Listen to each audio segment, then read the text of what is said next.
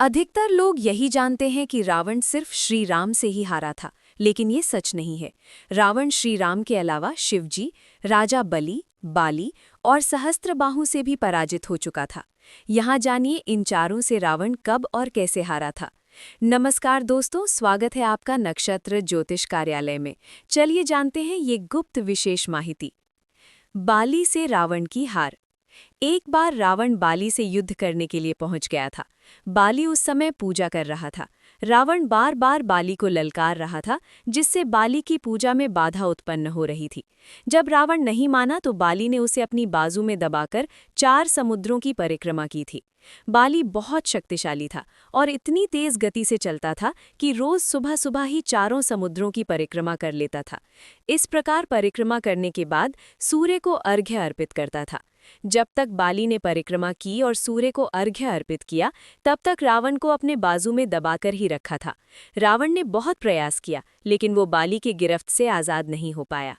पूजा के बाद बाली ने रावण को छोड़ दिया था। सहस्त्रबाहु अर्जुन से रावण की हार।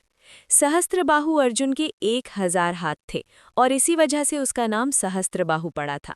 जब रावण सहस्त्रबाहु से युद्ध करने पहुंचा तो सहस्त्रबाहु ने अपने 1000 हाथों से नर्मदा नदी के बहाव को रोक दिया था। सहस्त्रबाहु ने नर्मदा का पानी इकट्ठा किया और पानी छोड़ दिया, जिससे रावण पूरी सेना के साथ ही नर्मदा में बह गया था। इस पराजय के बाद एक बार फिर रावण सहस्त्रबाहु से युद्ध करने पहुंच गया था। तब सहस्त्रबाहु ने उसे बंदी बनाकर जेल में डाल दिया था।